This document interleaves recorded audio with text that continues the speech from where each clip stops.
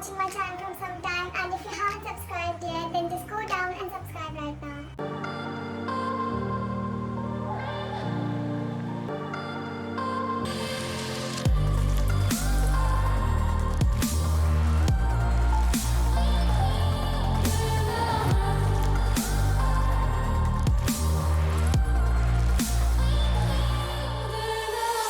From the thumbnail and title, you would have got to know that today we are going to make some pizza, which I was craving from such a long time. But we are not going to use an oven because obviously I don't have one. Instead, we are going to use an electrical grill and my cast iron pan, which I'll be using for the first time. Let's see how it goes. So now it's like 10 in the morning, and the first thing I want to get done with is marinating my chicken and paneer for the pizza toppings so that it will be flavorful. For marinating my pizza topping, that is the chicken and paneer, I'm going to use Chef Kunal's recipe for the chicken tikka marination. He basically has double marinated his chicken. The first marination is just really to make sure that the chicken is well seasoned, and using mustard oil in your marination really gives it a beautiful achari flavor.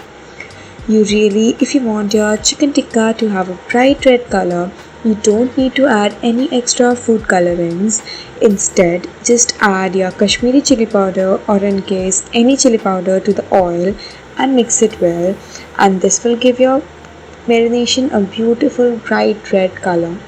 Now I'm just going to add my marination to the chicken and paneer and mix it well and let it sit for the whole day and suck all the flavoring from the marination.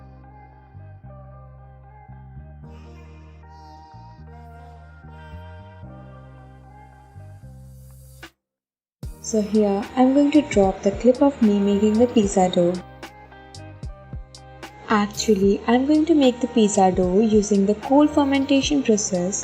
For the whole exact detail about this process, I will link the video that I referred to. So, in this cold ferment process, you basically just make the dough and let it ferment in the refrigerator from 24 hours to 72 hours, that is up to 3 days. My actual plan was to ferment my dough for 48 hours, but then it was Sankashti. It is an auspicious day dedicated to Ganpati, which means I can't make chicken pizza in my house, so I just had to postpone it. And anyways, fermenting the dough for 3 days just made it more nutritious and delicious.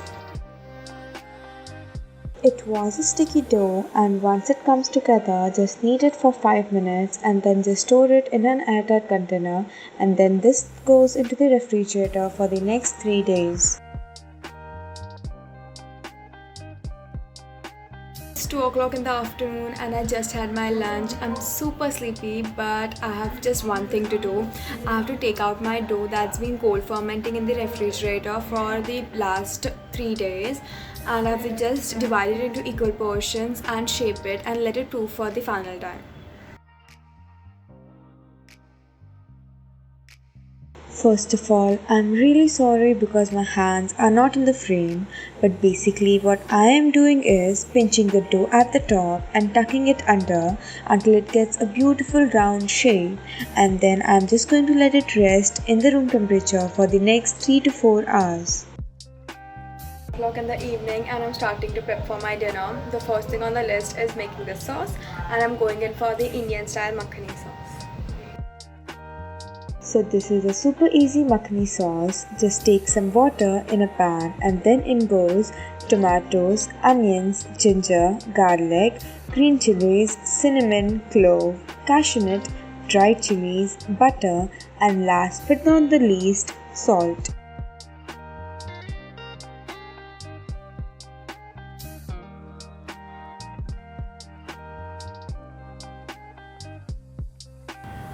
Once it is cooked and cooled down, just blend it into a smooth puree. Now for the final seasoning the sauce, just take some butter to which add your sauce, and then goes in some salt and sugar as per taste. For pizza topping, I have just chopped some capsicum and onions and even grated some cheese.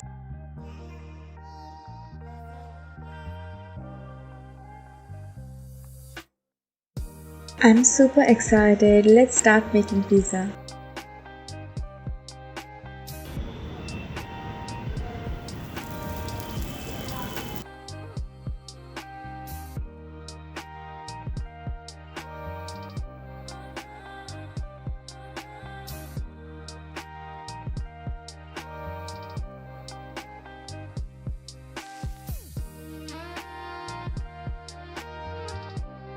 What are your thoughts about fruits like peaches, apples or pineapples on your pizza? Just comment down below.